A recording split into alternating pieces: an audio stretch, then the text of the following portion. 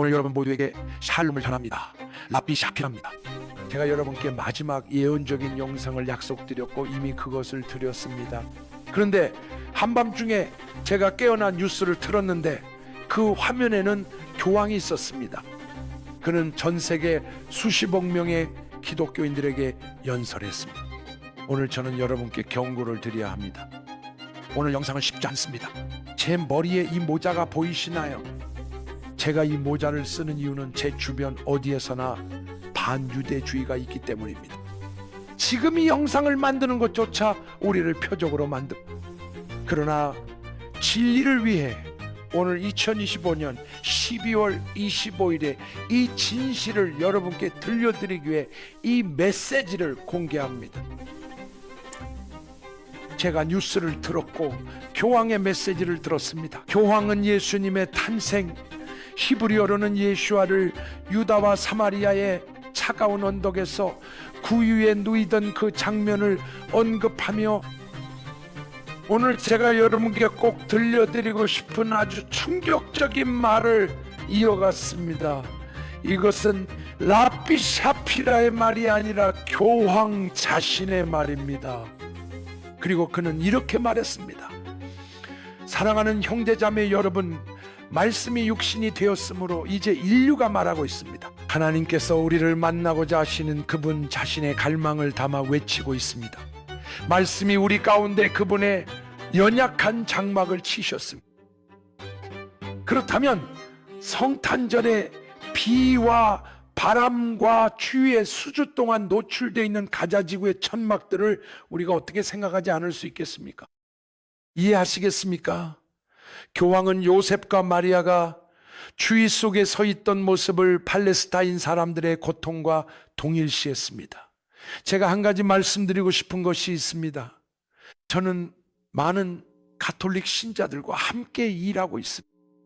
그리고 저는 모든 가톨릭 신자들이 나쁘다고 말하는 것이 아닙니다. 그것은 사실이 아닙니다. 하지만 오늘날 기독교에서 가장 영향력 있는 지도자인 교황이 여러분이 동의하든 아니든 팔레스타인인들을 기독교에서 가장 신성한 날에 끌어들였습니다.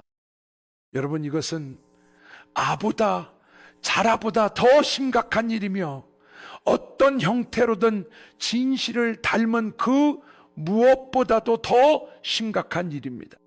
예수님이 세상에 가져오실 고난과 선하심 그리고 그분 안에 있는 소망에 대해 말한 교황이 정작 그리스도인들이 겪고 있는 고난에 대해서는 언급하지 않았다는 점을 주목하십시오. 아니, 그는 오늘날 추위와 비 속에서 음식을 제대로 먹지 못한 채 서 있는 팔레스타인 사람들의 고통에 대해 말하기를 선택했습니다. 여러분, 이것은 단순히 반유대주의일 뿐만 아니라 예수님의 존재 자체와 진리를 왜곡하는 것입니다. 이제 제가 진실을 말씀드리겠습니다. 여러분이 지금 사실을 알 수 있도록 말입니다. 이 사실들은 제게서 나온 것이 아니라 전 세계의 그리스도인 박해 문제를 다루는 사역단체인 오픈 도어즈 미니스트리에서 나온 것입니다. 그리고 제가 몇 가지 수치를 인용해 드리겠습니다. 2025년 한 해 동안 3억 8천만 명이 넘는 그리스도인들이 심각한 수준의 박해를 받았습니다. 또한 2025년에만 4,476명의 그리스도인들이 살해되었고 7,679개의 교회가 불타고 4,744명 이상의 그리스도인들이 투옥되었습니다. 여러분, 교황의 미드라시에서 이런 내용이 언급되었나요? 교황 레오 14세입니다. 네, 그걸 기억하세요. 그는 박해받는 그리스도인들의 세상에 대해 상기시키지 않았습니다. 전 세계 그리스도인 7명 중 1명이 박해를 받고 있다는 사실도 상기시키지 않았습니다. 아프리카에서는 5명 중 1명이, 아시아에서는 5명 중 2명이 박해를 받고 있다는 사실도요. 아니요, 그는 이 어떤 것도 언급하지 않았습니다. 그는 그리스도인들의 고통이 아니라 팔레스타인 사람들과 무슬림들이 겪는 고통을 말하기로 선택했습니다. 그렇다면 그 고통은 어디에서 오는 것입니까? 가자가 그 목록에 최상위에 있습니까? 아닙니다. 숫자를 한번 봅시다. 사실을 살펴보고 진실을 들여다봅시다. 그 목록의 가장 위에는 북한이 있습니다. 그리고 소말리아, 예멘, 리비아, 수단이 있습니다. 성도들이 나이지리아, 파키스탄, 이란에서 살해당해 왔습니다. 하지만 교황이 이 모든 것들을 언급했나요? 아니요. 그는 언급하지 않았습니다. 오히려 예수님 자신을 팔레스타인인들의 고통과 동일시하는 선택을 했습니다. 정말 부끄러운 일입니다. 그리고 어쩌면 그 일은 앞으로 일어날지도 모르겠죠. 앞으로 가자를 보게 될 수도 있겠죠. 그들은 상위 10위나 20위에 못 들 수도 있습니다. 어쩌면 29위나 30위쯤일 수도 있죠. 29위는 니제르입니다. 어쩌면 31위는 멕시코나 오만일 수도 있고, 아니면 에티오피아, 카메룬, 터키, 콜롬비아 혹은 차드나 요르단일 수도 있습니다. 이게 바로 상위 50위 목록입니다, 여러분. 혹시 이스라엘이 이 목록에서 어디에 있는지 궁금해 보신 적 있나요? 이스라엘에서 기독교인들이 고통받고 있나요? 저는 그렇게 생각하지 않습니다. 왼쪽 상단의 목록을 보세요. 북한, 그들은 무엇 때문에 고통받고 있나요? 공산주의입니다. 2위 소말리아, 이슬람 억압입니다. 3위 예멘, 이슬람 억압입니다. 4위 리비아, 이슬람 억압입니다. 5위 수단, 이슬람 억압입니다. 나이지리아와 파키스탄, 이슬람 억압입니다.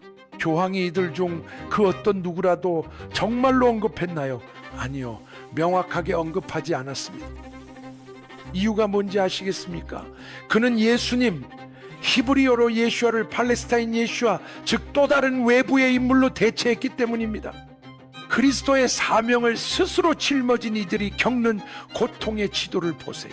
이것은 히트맵, 즉 열지도입니다. 이제 중동 지역에 주목해 보세요. 붉은색이 가득한 것을 보세요. 여러분은 궁금해하실 겁니다. 이스라엘은 어디에 있을까요? 확대해서 보시기 바랍니다. 좀 더 가까이 들여다보세요.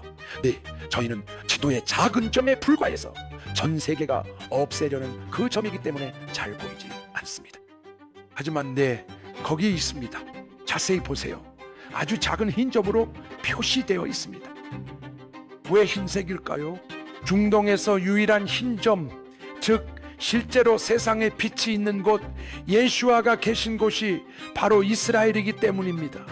흰색은 박해가 없다는 의미입니다. 이스라엘은 박해가 없기 때문에 상위 50위, 100위, 500위 어디에도 들지 않습니다. 보시다시피 실제 여러분이 거짓말을 들어왔다는 것입니다. 예수님은 팔레스타인 사람이 아니며 이스라엘은 압제자도 점령국도 아닙니다. 이스라엘은 종교의 자유가 있는 나라입니다. 텔아비브 거리에서 메리 크리스마스라고 말하고 포옹을 할 수도 있고, 관목이나 크리스마스 트리, 장식품을 놓을 수도 있습니다.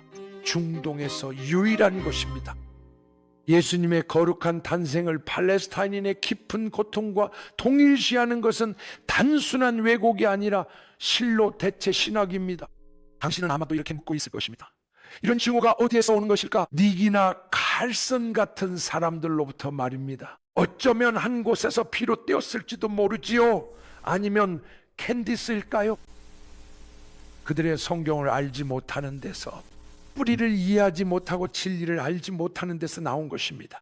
그러니 오늘 교황의 편에 서 있는 모든 가톨릭 신자들과 모든 그리스도인들에게 제가 좀 가르쳐 드리겠습니다.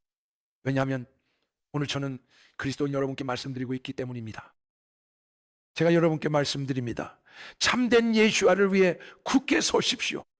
크리스마스를 기념하고 싶으신가요? 좋습니다. 세상에 나가 유대인 왕에 대해 전하십시오.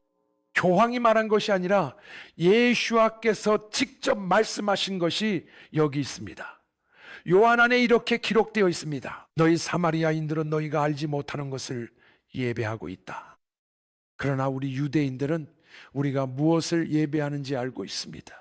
그리고 예수아께서도 자신을 유대인으로 동일시하셨습니다. 이는 구원이 유대인에게서 나오기 때문입니다.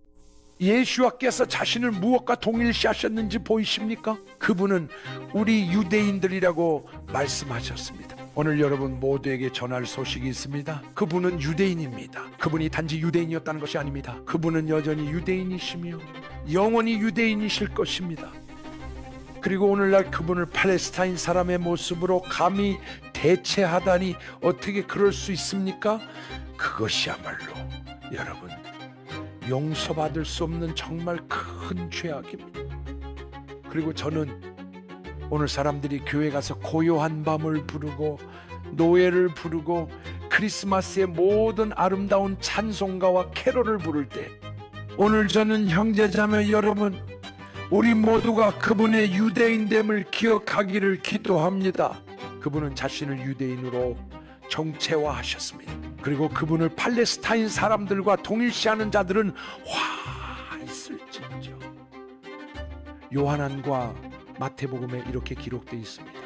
이것은 예수와의 족보라. 하마샤의 다윗의 아들 아브라함의 아들 아브라함이 이삭을 낳고 이삭이 야곱을 낳고 야곱이 유다와 그의 형제들을 낳았습니다. 그분이 누구신지에 대해 의문이 있습니까? 그분의 마음이 어디에 있는지에 대해 의문이 있습니까? 그분의 충성 또는 소속이 어디에 있는가? 라는 질문이 있습니까? 그리고 그리스도인들이여 깨어나십시오. 여러분이 깨어나기에 가장 좋은 날은 바로 크리스마스입니다. 왜냐하면 이것이 여러분의 구세주께서 남기신 마지막 말씀과도 같기 때문입니다. 오 예루살렘아 예루살렘아 선지자들을 죽이고 내게 보내진 자들을 돌로 치는 자여 내가 얼마나 간절히 바랐는지 암탈기 병아리들을 날개 아래 모으듯이 너희를 모으고자 하였으나 너희가 원하지 않았다. 그러므로 너희 집은 황폐하게 남을 것이다. 너희가 바루하바 베셈 아도나이 주의 이름으로 오시는 이어 복이 있으라 라고 말할 때까지 형제자매 여러분 오늘은 기억하기에 가장 좋은 날입니다. 그리고 여러분이 정말로 크리스마스를 기념한다면 오늘 이 사실을 기념해야 합니다. 그것은 그분이 기독교의 왕이 아니라 유대인의 왕으로서 다시 세상에 오실 것이라는 사실입니다. 그리고 그분은 유대인의 메시아로서 여러분을 심판하시기 위해 다시 오시는 것이지 개피해를 두른 팔레스타인 테러리스트로 오시는 것이 아닙니다. 오늘 저는 여러분께 도전합니다. 배교한 교회의 말을 듣지 마십시오. 배교한 기독교 신앙에서 자신을 떼어내고 에클레시아의 일부가 되십시오. 이스라엘을 선택하고 유대인들을 선택하십시오. 그리고 오늘 크리스마스에 예수와를 선택하십시오. 저는 여러분이 그렇게 하기를 도전합니다. 어떻게 그렇게 할 수 있을까요? 대체 신학을 제발 거부하십시오. 오늘 교황이 무엇을 했는지 아십니까? 그는 이스라엘을 가자로 대체했습니다. 예슈아를 무함마드로 대체했습니다. 그리고 오늘 저는 여러분에게 말합니다. 그분을 대체하지 마십시오. 그분은 유대인이었습니다. 그분은 유대인입니다. 그분의 마음은 유대인들을 향해 있습니다. 그분의 정체성과 방향성은 오늘도 그리고 영원히 이스라엘과 함께합니다. 저의 모든 그리스도인 형제 자매 여러분께 하그사메아를 전합니다.